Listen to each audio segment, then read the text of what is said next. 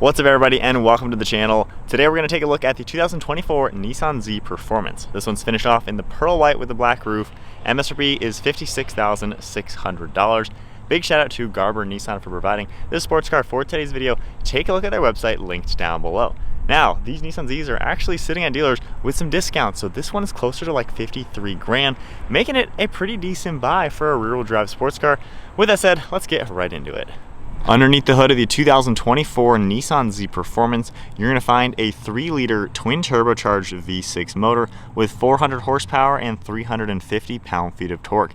It's paired to a 6-speed manual transmission, sending the power to the rear wheels through a limited slip rear differential. Curb weight is around 3,500 pounds. It can do 0 to 60 in 4.5 seconds, 0 to 100 in around 10.6 seconds. It also can do the quarter-mile time at 13 seconds at 111 miles per hour. This also runs on a 19-gallon fuel tank, and you're looking at 18 miles per gallon in the city with 24 out on the highway. The overall length is 172.4 inches with wheelbase at 100.4. Width is 72.6 and height is 51.8 inches. You also get a nice set of Akabono brakes in all 4 corners with a 4-piston brake caliper up front with a 14-inch rotor, and then a dual piston caliper in rear with a 13.8-inch rotor. Moving on to the exterior styling with the Nissan Z Performance, definitely has that retro look, really good looking sports car overall. On the simple side with some of the lines, however, it kind of aids in that retro theme. Got a nice set of LED headlights with the daytime running lights.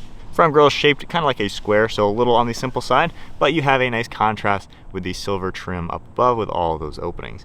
Tons of openings, and as well as a safety sensor. Then there's parking sensors throughout the front. Lower part of the front bumper is also pretty sharp, which has a nice cool design to it. And then it really does come together pretty well. The hood also has a sharp body line right in the center, cutting into that Nissan badge, and then it splits off more like a Y shape as we make our way to the top of the hood. And as we make our way to the side profile, you're going to get that really long front end with a sloping rear end to give you that fastback design that the Zs are known for. And we have a nice set of lightweight raised wheels.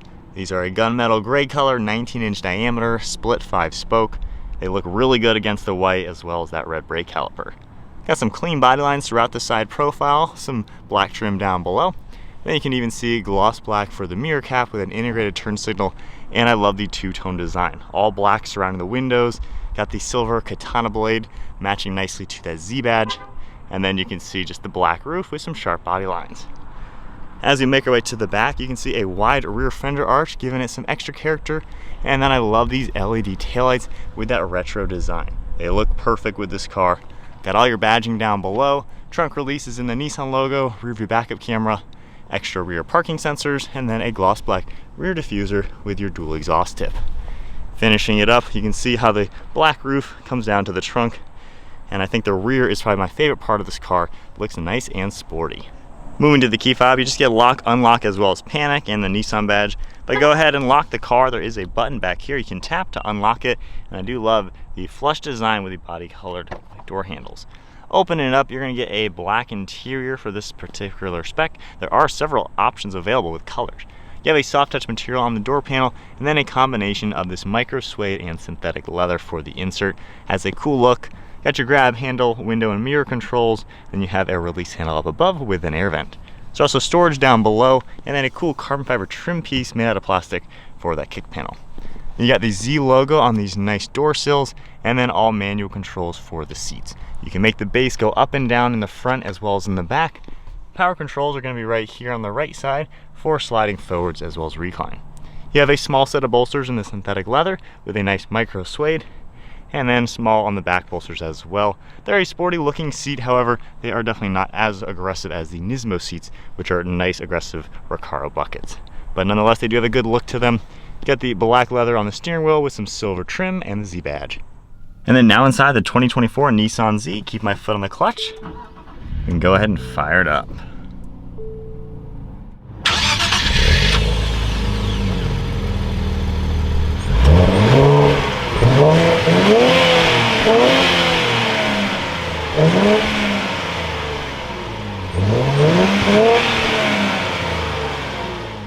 Taking a look at the gauge cluster, we have a massive tack right in the center with the Z logo. You can see a boost gauge on the left side that you can configure just a little bit and see tire pressure as well, and then your G-forces.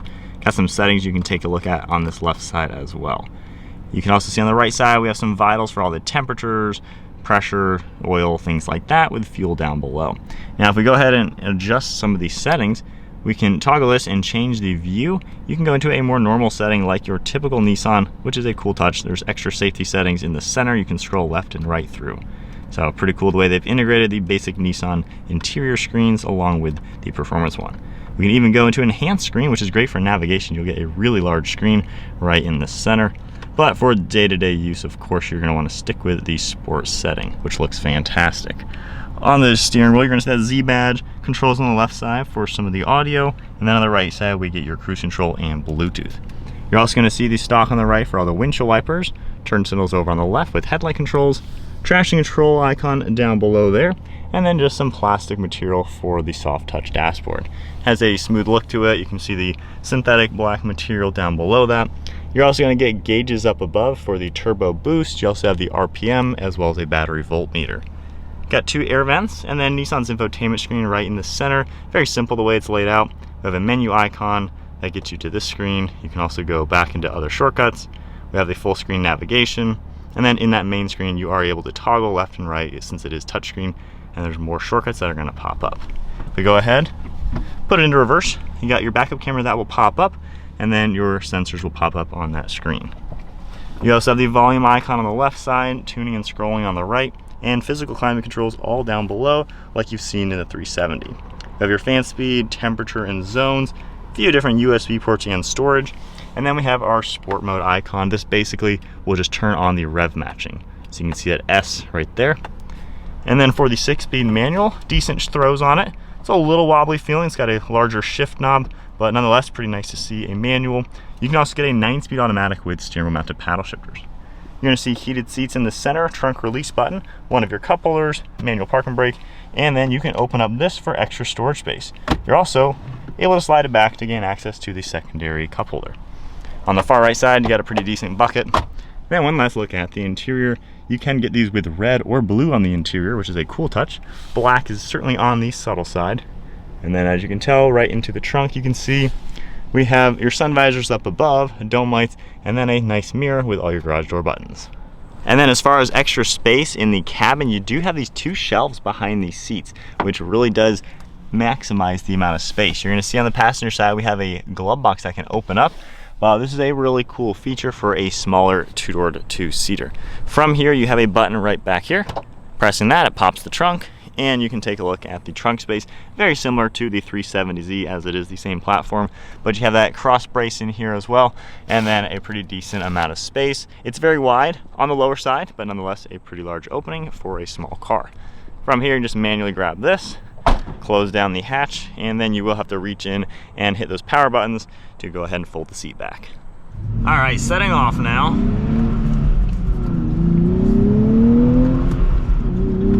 In the Nissan Z Performance. This thing is a pretty quick car. Of course, we're not trying to go crazy on a new engine, but these are pretty darn fast for 400 horsepower. The car moves pretty well.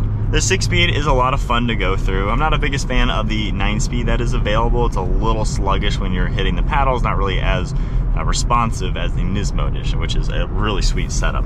But the manual is a lot of fun. It's got decent weight to the shifter, and it's notchy enough. A little wobbly feeling, so it's not crazy tight like some more higher end cars, but overall it's a pretty good manual transmission. You can have some fun with it, roll through the gears, and just kind of drive an old school sports car.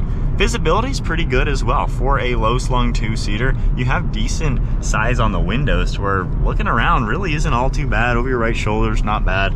Your left shoulder's the only one where it's a little on the tight side, but not bad at all.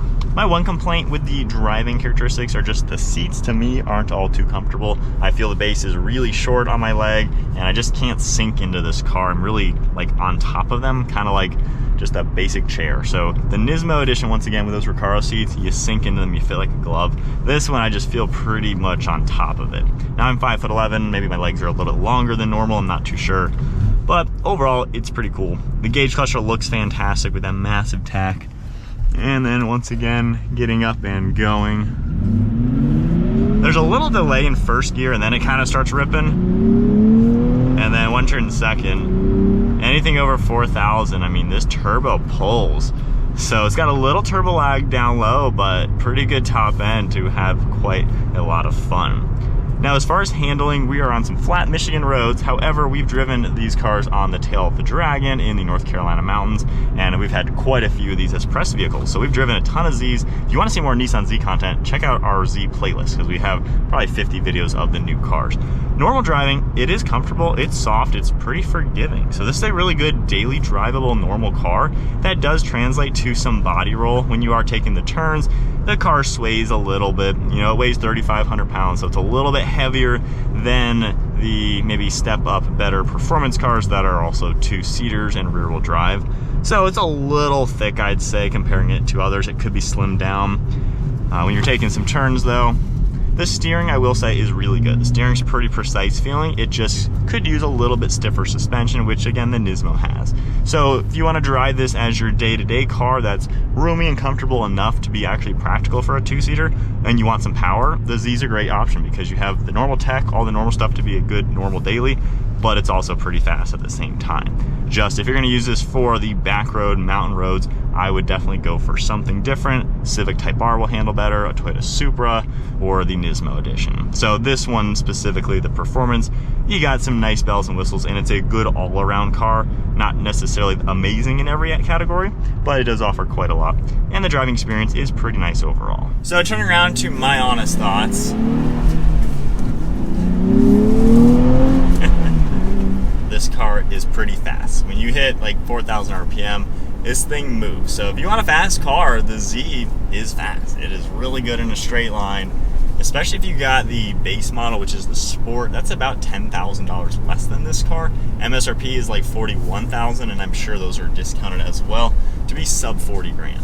So for 38, 39 grand of base model Z, honestly seems like a pretty good way to go, just because you got the power, very cheap and basic on the interior, basically a 10-year-old 370Z on the inside, but you got the updated power plant, and you can just turn that into anything you want. Just build it as a race car. Basically do all the fun sports car stuff, bucket seats, and go crazy. Now the Z Performance is gonna offer a lot more goodies. You're gonna get the synthetic leather material, the upgraded brakes, limited slip differential. So it has a lot more to it for that extra $10,000.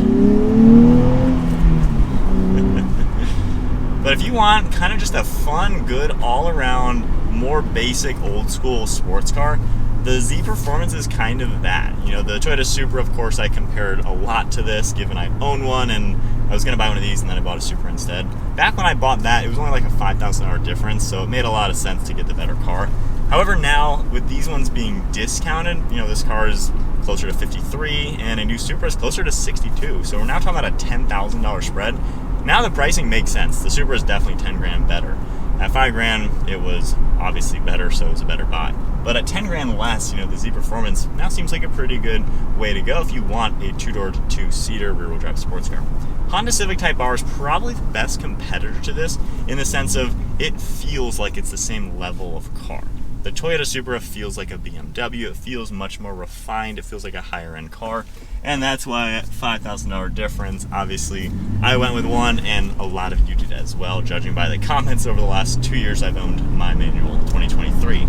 However, now looking at these cars, you can get a Type R for $47, $48. This is $52, so it's a little bit more expensive. It does have about 100 more horsepower in the rear-wheel drive characteristics, so this is maybe a step up in power. However, the Type R is going to handle better, has way better seats, and is very, very practical. But that'd be a fun comparison for sure, and probably the best two at this level of car being, they're both normal Japanese brands, Honda and Nissan. While Toyota Supra is a Toyota, it's a BMW at the end of the day, so it's already a step above. But for the Z Performance, I think this is for the buyer who may not want the fanciest materials. They don't care that the interior of this looks like a 2009 Nissan 370Z. So this is for the buyer who's just not as interested in the extra refinement or higher quality materials. They just want the power and the basic footprint to build a fun sports car out of it. Or just leave it stock and use it as a daily. You know, this is wide feeling in here. It feels pretty roomy. You have pretty good storage, good visibility to where it doesn't feel like a low-slung sports car like in a Supra or something like a Porsche even, which is obviously more expensive. But it has a lot going for it. My drawbacks are I just feel way too big for these seats, and I'm not even a huge person. I'm just too tall feeling. I don't sink into them. Big deal breaker for me, honestly. The Nismo seats are amazing. They're buckets, they cradle you. For me, that's where it's at. So this car is missing some things that I really wish it had. I wish it was more nimble and more pinpointy, but it's more of a GT sports car than a mountain road track-focused sports car.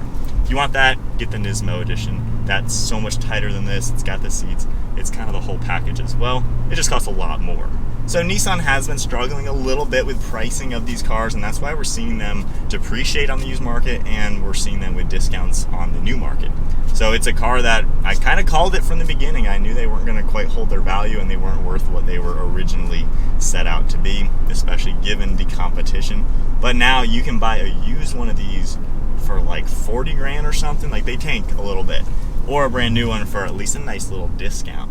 So the Z is starting to become more appealing to the buyer who's not really looking to spend 60 grand and, you know, maybe close to 50 is your budget. You just don't want to go above 50. You can get into the Z Performance now for about 50 grand or less. And I think at that pricing, we're now starting to talk about this being a great car for the money. When this is 60 grand, it's really hard to justify a lot of it. But when it's priced correctly, you don't really care about the downfalls because it makes sense. But comment below, what would you rather go for? Maybe 50 grand for a Z? Would you spend a little less, get a Type R, spend 10 grand more like I did and get a manual Supra or even the ZF automatic Supras? Or would you go something else like a GT Mustang? But I think the Z is now getting to a good pricing to where it's a cool option for the person who just wants a simple car with some big power. But there's a full look at this 2024 Nissan Z Performance. Big shout out once again to Garber Nissan for providing this car for today's video. Take a look at their website, linked down below. And if you enjoyed the video, give it a thumbs up and hit that subscribe button. And I'll see you all in the next video.